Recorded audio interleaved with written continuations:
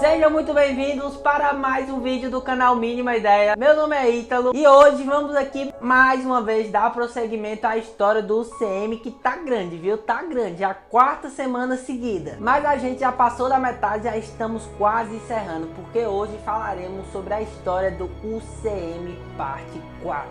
Então já taca logo a tua teia nesse like, se inscreve no canal, pega a sua pipoca, apaga a luz do seu quarto e puxa a vinheta.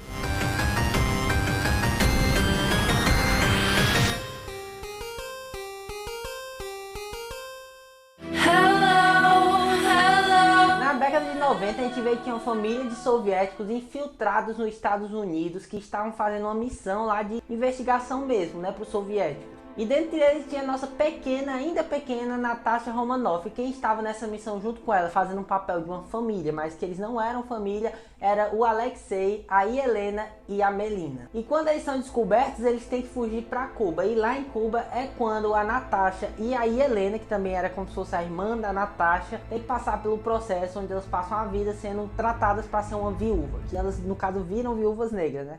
Não podem levar ela. Não levem ela.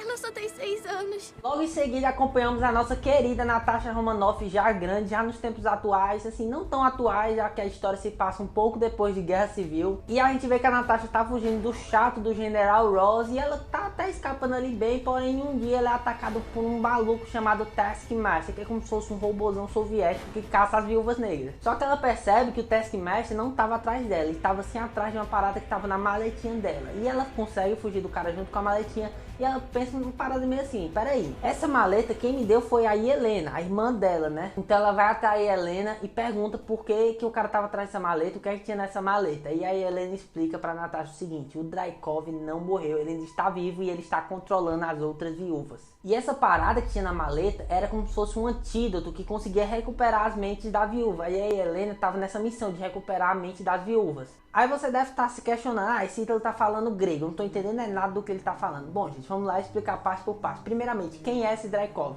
Dreykov é o cara que comandava todo esse processo de criação das viúvas negras. Ele era um general soviético do barra pesada mesmo. E foi ele que criou a Natasha e todas as outras viúvas negras que existem, né? E quando a Natasha saiu dos soviéticos lá e foi pra SHIELD, quando ela foi entrar na SHIELD, a missão dela era matar o Dreykov, adivinha onde? Em Budapeste, junto com o Clint Barton. E para quem assistiu o filme da Marvel, sabe que tudo que é filme eles falam de Budapeste. E bom, a missão de Budapeste qual era? Era justamente eles terem matado o Dreykov. Então lá em Budapeste, a Natasha e o Clint Barton botaram uma bomba lá onde o Dreykov estava. Porém aconteceu uma parada meio errada que isso comoveu a Natasha pro resto da vida. Ela meio carrega uma culpa por ter matado a filha do Dreykov. Porque quando a bomba explode, a filha do Dreykov estava lá dentro também, mas a Natasha tinha que fazer aquilo para entrar na SHIELD. Então ela explode a bomba, matando assim o Dreykov e a filha dele. Natasha, tudo certo? Tudo certo. Mas pelo visto a bomba não matou ele, né? Porque ele continua vivo. De qualquer forma, a Natasha e a Helena tem que chegar até a Sala Vermelha, que é o local onde se faz as viúvas negras e é onde o Dreykov estaria. Então para isso elas têm que libertar o Alexei, né? Que é aquele desgraçado que fez a missão junto com elas. E é até legal nesse filme que a gente vê que não foi só os Estados Unidos que desenvolveu o soro do super soldado. Na Rússia eles também estavam desenvolvendo. E o Alexei foi o primeiro super soldado russo. E de qualquer forma, o Alexei também não sabia onde era a Sala Vermelha, então eles têm que ir até a Melina. Então se junta meio que ali a família, né? Mas no caso a Melina ainda estava junto com o Dreykov e ela entrega lá eles e vão todos para a Sala Vermelha. Lá na Sala Vermelha, onde a Natasha Romanoff estava sendo interrogada pelo Dreykov, ele fala para ela o seguinte, ó, mostra um painel com todas as viúvas negras que ele tinha no mundo, e eram muitas garotas que ele controlava, que ele tinha treinado, que ele tinha feito todo esse processo maluco que ele fez na Natasha Romanoff. Para piorar a situação, o Dreykov ainda mostra que na verdade o Taskmaster era a filha dele, que não morreu, a filha dele continuava viva e ele tinha feito lá uns processos químicos nela, ficou muito horrível, mas de qualquer forma a filha dele ainda estava lá, ainda sendo controlada por ele. Mas tudo não passava de um plano da Natasha e da Melina, que combinaram de fazer com que a Melina fingisse ser uma aliada do Dreykov, no caso. Então a Melina derruba aquela parada aérea, que era aéreo, né, a Sala Vermelha, derruba onde todos ali que caíssem morreriam. A Natasha Romanoff consegue acessar o painel e liberar a mente de todas as viúvas negras do planeta, e no fim o Dreykov acaba morrendo, a nossa galerinha do bem acaba escapando e cai lá no chão. E lá no chão a Natasha tem que se separar da família dela, né, no caso, porque a família dela, ela quer que vá para um local seguro, né, o Alexei, a Helena, a Melina, e enquanto isso a Natasha Romanoff vai atrás de Steve Rogers e de Sam Wilson porque ela quer reencontrar eles para juntar os Vingadores que estavam brigados. Bom, chegou a hora de falar do Teioso que todo mundo gosta, que todo mundo ama. E eu falei pra vocês no vídeo passado que eu falaria mais sobre ele. E bom, chegou o momento. Mas é importante ressaltar que aqui na Marvel eles não tem toda essa historinha de origem, não tem nada disso. Até porque todo mundo já tá cansado de saber a história de origem do Homem-Aranha. O tio Ben morrendo, ia picado por uma aranha, não sei o que lá. Isso tudo a gente já sabe que aconteceu, então a Marvel nem mostra. Aqui a gente acompanha o Peter Parker com poderes e com o tio Ben já morto. E a gente vê que um pouco depois de Vingadores 1, lá em 2012, após a Batalha de Nova York, sobrou algum resquício de tecnologia alienígena pelo chão. E o Adrian, que era um cara que cuidava de limpeza de rua, essas paradas, levou uma equipe para cuidar da limpeza daquelas tecnologias alienígenas, só que ele se aproveitou daquilo para fazer armas. E 4 anos depois, que é quando se passa a história do nosso filme, a gente vê que ele construiu armas, ele construiu um tráfico de armas com tecnologia alienígena. E, inclusive ele tinha uma armadura que era chamada de Abutre, que quando ele vestia ela, ele conseguia voar, conseguia fazer muita coisa, ele tinha realmente tecnologia da pesada. E quem descobre isso é o nosso querido Peter Parker, que depois de Guerra Civil ele ganhou o traje novo do Tony Stark, agora ele está servindo como se fosse um protetor do bairro, um amigo da vizinhança, combatendo ali o crime local, os pequenos furtos, essas paradas assim. Na esperança de um dia o Tony Stark reconhecer que ele faz um bom trabalho e chamar ele para ser um Vingador. E quando o Peter tenta bater de frente com o Abutre, ele toma o pau, ele acabaria morrendo, mas ele é salvo pelo Tony Stark, que fala o seguinte, ó: não se mete com isso, deixa que eu vou chamar a galera especializada para cuidar disso. Fica só guardando aí a vizinhança, ajudando aí as senhoras perdidas que tem pelo meio da rua, que você vai estar fazendo um ótimo trabalho. Mas o Peter é teimoso, ele continua investigando e junto com o amigo dele, Ned, ele descobre que o Abutre e toda a equipe dele vão até Washington para fazer uma venda de armas. E como a escola do Peter também iria para Washington lá para uma batalha de soletrano, uma parada assim, ele também vai junto com a equipe da escola dele, né? Mas ele leva outra porrada do Abutre, de quebra ele ainda salva lá a crush dele, né? Que acabaria caindo do elevador graças ao próprio Peter. Te peguei! Te salvei! Mas o Peter novamente tenta confrontar o Abutre e dessa vez ele faz uma merda muito grande, porque ele interrompe uma missão que o FBI estava fazendo, estava quase prendendo o Abutre, ele ferra toda a missão que o FBI fez. E o local lá onde rolou tudo isso foi um barco, de quebra o Abutre quebra o barco no meio e todo mundo que estava no barco morreria. O Peter não ia conseguir salvar ninguém, até que o Tony Stark chega lá e consegue salvar, e depois disso o Tony Stark fica meio pistola. E assim galera, a gente sabe que aqui nesse filme não tem o tio Ben, quem aconselha o Peter é o Tony Stark, ele serve como se fosse o tio Ben do Peter Parker. E bom, como o Tony é mais casca grossa, né, ele pega a armadura do Peter Parker.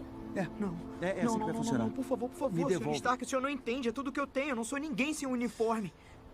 Se não é ninguém sem uniforme, não deve ficar com ele. Ouviu? Então Peter decide que vai seguir a sua vida de boa, como um adolescente normal. Inclusive ele até ia pro baile com a crush dele, a vida dele até tava voltando aos trilhos, né? Mas aí, plot twist, tinha que acontecer uma merda com o nosso garoto Peter. Ele descobre que o pai da garota lá que ele gosta, da crush dele, é o Abutre. Ele descobre que o pai dela que era o vilão da história. Então ele tem que abandonar ela lá no baile pra ir deter o Abutre, que faria um roubo. Ele roubaria a empresa Stark, que estava fazendo mudança. E ele consegue impedir o Abutre de fazer o roubo. No fim ele ainda salva a vida lá do Adrian, né, que acabaria morrendo. O Adrian vai preso, né, no final da história, e a gente vê que o Peter Parker foi chamado pelo Tony para ser um Vingador. O Tony reconheceu o bom trabalho que ele fez. Mas o Peter, já maduro, falou o seguinte: não, Tony, deixa isso aí quieto, eu prefiro ser o amigo da vizinhança, o povão ali precisa de um herói, e eu vou ser o herói do povo, eu vou ser o Homem-Aranha. Se ligar!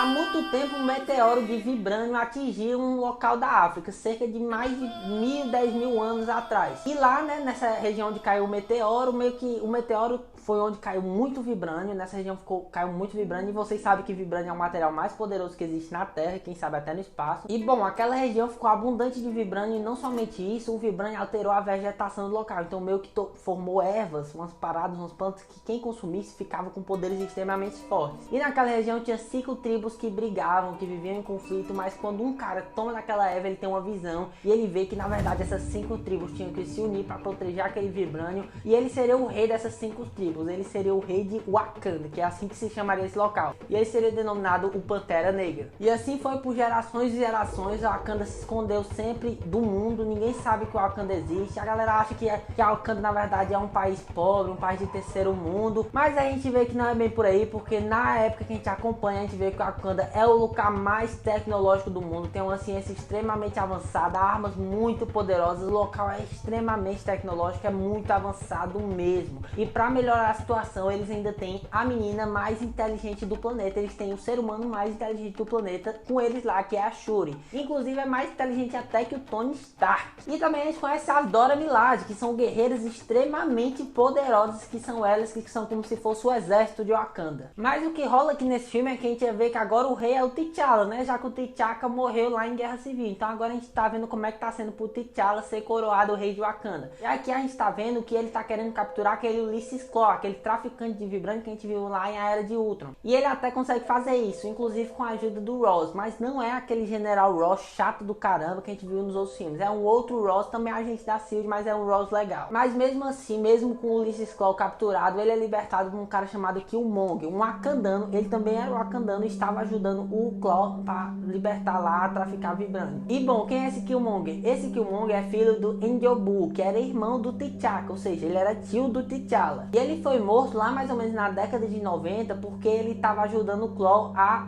traficar vibrânio. E meio que o T'Chaka mata ele por isso, mas na verdade o N'Jobu não era um cara tão ruim assim. Ele estava ajudando o Klaue, mas na verdade a intenção dele era que o Wakanda pudesse ajudar os povos negros que estavam pelo mundo sofrendo. Ele achava que o Wakanda tinha tecnologia suficiente para ajudar essas pessoas. Comunidades inundadas por drogas e armas, eles são super controlados e encarcerados. Em todo o planeta, por não ter ferramentas para lutar, o nosso povo sofre demais. E meio que tem até essa mancha em Wakanda, porque mesmo na época da escravidão, quando os negros estavam sendo roubados da África, o Wakanda não moveu um dedo para ajudar os povos negros que estavam sendo escravizados. De qualquer forma, quando o N'Jobu morre, né, o Killmonger, que era filho dele, ficou sozinho, morando lá nos Estados Unidos, sem pai, sem família, sem ninguém. E quando ele cresce com o mesmo ideal do pai, mas dessa vez ele quer se vingar de Wakanda, ele quer matar todo mundo. E quando T'Challa descobriu a história do Killmonger, descobriu sobre o que fizeram com ele ficou muito puto com o T'Chaka, ficou muito puto com a galera, mas já era tarde demais, ele não tinha mais nada o que fazer, porque o Killmonger só usou o Klaue para poder entrar em Wakanda. Ele sabia que a galera de Wakanda o que mais queria era o corpo do Klaue, então ele mata o Klaue e leva lá como porta de passagem para entrar em Wakanda. E quando ele consegue entrar em Wakanda, ele fala o seguinte: ó, eu quero o trono, eu quero desafiar o T'Challa. E por tradição, o T'Challa tem que aceitar o desafio, porque o Killmonger tem sangue real, ele é primo do T'Challa, ele é obrigado a aceitar o desafio. E no desafio o T'Challa perde e assim o Killmonger vira o novo rei de Wakanda. E bom, o rei tem que virar o Pantera Negra, então ele toma lá da fruta que transforma ele em Pantera Negra, com os poderes do Pantera Negra. E ele faz o seguinte, como primeira medida, queima todas essas frutas aí, só vai existir eu de Pantera Negra. Mas por sorte, a Nakia, a crush do T'Challa, consegue salvar uma erva a tempo para poder que sobrasse pelo menos uma erva para alguém poder enfrentar o Killmonger frente a frente. E é nesse meio tempo também que eles descobrem que o T'Challa não estava morto, a gente achava que ele tinha morrido, mas não estava. Ele foi salvo pelo M'Baku, que é o líder da tribo dos Jabari. E como eu disse para vocês, existem 5 tribos em Wakanda, porém uma dessas tribos, os Jabari, são muito excluídos, ninguém tá nem aí pra eles. Eles são justamente liderados pelo M'Baku, mas dessa vez os Jabaris ajudam lá o T'Challa, e o T'Challa toma lá os poderes do Pantera Negra, e assim, junto com as Dora Milaje, junto com a galera lá do Jabari, junto com a crush dele, com a galera lá, com a Shuri, enfim, ele volta para confrontar o Killmonger para derrotar ele de vez. E de qualquer forma, em uma luta extremamente horrível, com o CGI mais podre que eu já vi na vida, o T'Challa consegue derrotar o Killmonger e dessa vez ele meio que percebe que realmente está na hora de Wakanda fazer alguma coisa pelos povos negros. Está na hora de Wakanda se abrir para o mundo, compartilhar essa tecnologia para ajudar as pessoas que precisam. E assim nos Estados Unidos eles abrem a Fundação Wakanda e também vão lá na ONU discursar e falar para o mundo: ó, existe Wakanda e existe a nossa tecnologia. E em uma cena pós-crédito a gente também vê que o Bucky Barnes, né, que estavam lá sendo tratado em Wakanda, conseguiu terminar lá seu procedimento lá do cérebro, ele agora tá com o cérebro curado e agora já é uma pessoa mais feliz na vida. Aqui a gente conhece um neurocirurgião muito foda chamado Stephen Strange, que o cara era simplesmente o melhor da área dele. Porém, ele tinha um grande defeito, ele era muito babacão, muito arrogante, nível Tony Stark mesmo. E um certo dia ele sofre um acidente de carro e acaba perdendo os movimentos das mãos, né, que é o principal ferramenta dele para poder fazer as neurocirurgias lá. E não tinha cura mais para a parada da mão dele, não achou tratamento em canto nenhum, não tinha nada o que se fazer, ele perdeu de vez o movimento das mãos, né. Porém, nesse meio caminho dele, nessa busca dele de querer, sabe, alguma forma de consertar suas mãos, ele conhece um cara que era paraplégico e de repente voltou a andar. Então ele vai falar com esse cara, e esse cara diz pra ele que conseguiu fazer um tratamento lá na Tailândia, né, em um local chamado Kamartaj. E lá no Kamartaj ele conhece a Anciã, que é uma maga mais forte que existe no planeta Terra, e ela meio que controla umas paradas de plano espiritual. Ela fala pro Stephen que existem planos espirituais, planos materiais, umas paradas muito malucas. E o Stephen, muito arrogante da forma que era, debocha dela, fala que aquilo ali não existe, que aquilo ali é uma piada, que ele tinha gastado todo o dinheiro que ele tinha pra ir pra ver aquela piada. Então a Anciã expulsa ele de lá, e ele, meio desesperado, sem mais ter o que fazer, fica lá na frente lá do Kamartaj, esperando a hora que pudesse ter a chance de voltar pra se redimir. E ela dá essa chance pra ele e fala: ó, Steve, a primeira coisa que tem que fazer é mudar essa tua cabeça, é ser um cara mais aberto, é ser um cara mais gente boa e ser menos arrogante. E meio que o Stephen vai passando por todo esse processo para aprender as artes místicas, para aprender a magia, para entender mais sobre esses planos espirituais, esses planos materiais, e ele vai avançando muito rápido mesmo. Ele é como se fosse um prodígio mesmo lá, todo mundo fica meio surpreso, e em pouco tempo ele já conseguia controlar o olho de Agamotto, que é um material muito poderoso, é um artefato muito poderoso lá dos magos.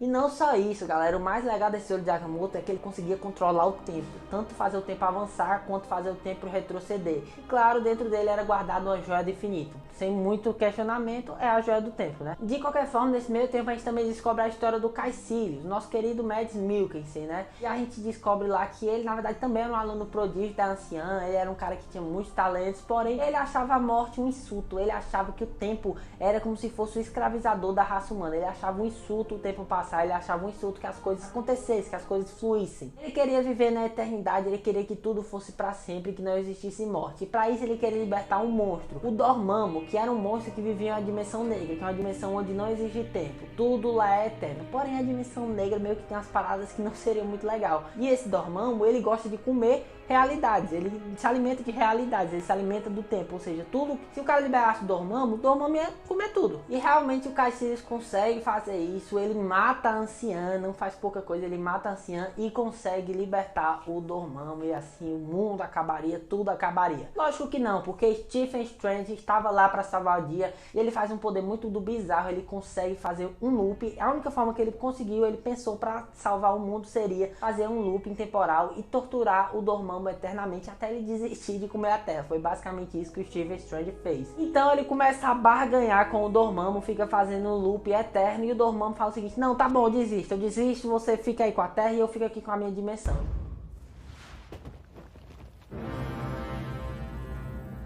Dormammu, eu vim barganhar. E ele de quebra leva lá o Mads Mikkelsen com ele, né? Ele leva o Kaecilius com ele. Todos os seguidores do Kaecilius ficam lá no reino eterno lá do Dormammu. E o Stephen Strange salva a Terra, salva o dia, todo mundo fica feliz. E assim ele se torna o Doutor Estranho. Aqui nessa história a gente vê que o Thor foi lá em Asgard, né? Acabou descobrindo que quem estava governando lá não era o Odin, era o Loki. O Loki tinha mandado o Odin pra Terra e lançado um feitiço nele. Ele estava todo esse tempo lá na Terra meio confuso. E quando o Thor descobre isso, ele fica meio puto, mas ele fala pro Loki: ó, Loki, a gente tem que ir até atrás do Odin porque eu descobri uma parada. Eu descobri uma profecia chamada Ragnarok que vai chegar até Asgard e vai destruir tudo. Então, com a ajuda até do Doutor Estranho, eles vão lá, conseguem encontrar o Odin. E quando eles falam com o Odin fala o seguinte: ó, galera, minha vida já tá acabando, eu vou dar uma morrida aqui, mas antes de eu morrer, eu vou só dar um recado pra vocês. Fiquem de olho aí numa filha que eu tive, uma filha mais velha, né, que nasceu muito antes de vocês. Meio que ela é uma assassina super poderosa, ela é um dos seres mais poderosos que existe no universo. E meio que eu tinha prendido ela no inferno por muito tempo, mas agora ela conseguiu se libertar. Então vocês fiquem de olho aí, porque eu acho que ela vai dar uma passada lá em Asgard. E depois disso o Odin morre, e dito e feito, a Hela, a filha dele, aparece lá para enfrentar o Thor e o Loki. E ela simplesmente faz uma pequena coisa, uma pequena atitude de destruir o Mjolnir com a mão, sem fazer nada de esforço. Ela destrói o martelo do Thor. Isso não é possível. Querido, você não tem ideia do que é possível.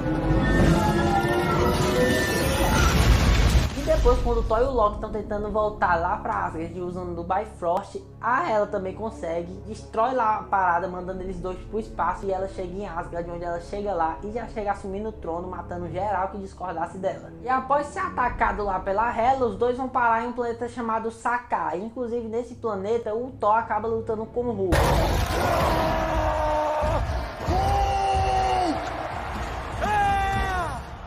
E sim, o Hulk, depois de seu cover, depois que ele sumiu, ele foi só se seguindo lá o caminho que a nave tava pegando lá, a nave tava pegando a trajetória, o Hulk só foi seguindo lá a onda e foi acabando parar nesse planeta. Onde ele ficou esses 2 anos, né, que são esses 2 anos de diferença, em forma de Hulk, ele não estava em forma de Bruce Banner. Então, após o Thor lutar lá com o Hulk, naquelas batalhazinhas meio legal que rolou, o Thor consegue fazer ele voltar em forma de Bruce Banner, onde os dois juntos conseguem sair lá do planeta, junto com a Valkyria, que também era uma Asgardiana, uma guerreira muito antiga, lendária, né? Na verdade, Valkyrias eram uma espécie de guerreiras muito antigas, mas que todas foram mortas pela Hela, menos essa Valkyria que a gente vê nesse filme. E ela quer voltar para Asgard junto com o Thor e também com o Banner para se vingar e destruir a Hela. Logo em seguida, o Loki também vai até Asgard junto com o Korg, que é um bichinho de pedra muito legal, que também é amigo do Thor. Então, quando eles chegam lá em Asgard, a missão agora é destruir a Hela. E quando o Thor vai lutar com a Hela, ele toma um pau dos grandes e ele também perde o olho dele, ele fica com o olho assim meio cego, né? Ela arrancou o olho dele, logicamente. E ele meio que nesse momento tem uma visão com o Odin, onde o Odin fala pra ele: Thor, você não precisa do martelo para ser super poderoso. O martelo não quer dizer quem você é. Você não precisa desse martelo para ser o Thor, o rei do trovão. Você é Thor, o deus dos martelos? E nesse momento que o Thor consegue despertar 100% de seu poder, ele consegue despertar seu poder máximo. Porém, mesmo assim, no máximo que ele conseguiu foi tirar ali uns 5 minutinhos de briga com a Hela, mas não serviu pra nada esse poder dele. Então é aí que ele se junta com o Loki e fala o seguinte: Loki, a única forma de derrotar ela é destruindo Asgard através do Ragnarok. Como é que era o Ragnarok? O Ragnarok seria feito por uma criatura gigante chamada Surtur, que estaria o fim de Asgard, e ele simplesmente destruiria o planeta lá de Asgard. E essa seria a única forma de derrotar a Hela, já que ela não conseguia sair de Asgard, ela não podia sair de Asgard, né? E o Thor até fala pro Loki: Asgard não é o planeta, mas sim o seu povo. Onde o povo de Asgard estiver, vai ser chamado de Asgard. Então ele manda o Loki até o local lá onde tinha um chifrezinho, pra esse chifre sim ele conseguir conjurar o Surtur. Mas nesse meio caminho, o Loki, meio safado da forma como é, vê lá o Tesseract dando bobeira e pega esse Tesseract. Mas depois de pegar o Tesseract, ele vai lá e invoca o Surtur. E a galera de Asgard consegue escapar numa nave, o Thor consegue escapar. E a Hela fica lá lutando com o Surtur, mas ela não tem chance com o Surtur, porque é uma criatura gigante, extremamente forte. E ele destrói Asgard e Asgard vira um pó.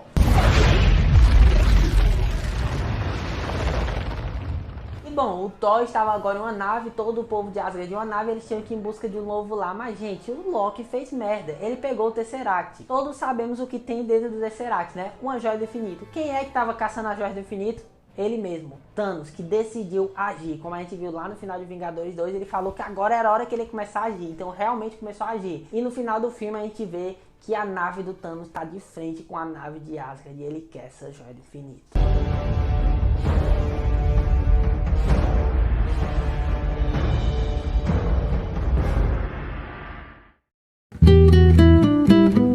Esse vídeo vai ficando por aqui, eu espero que vocês tenham gostado. Se vocês gostaram, já deixa o like, se inscreve no canal, comenta e compartilha, que você vai estar me ajudando muito. Também me siga nas redes sociais, siga as redes sociais do canal, siga o nosso TikTok. Então é isso, valeu e falou!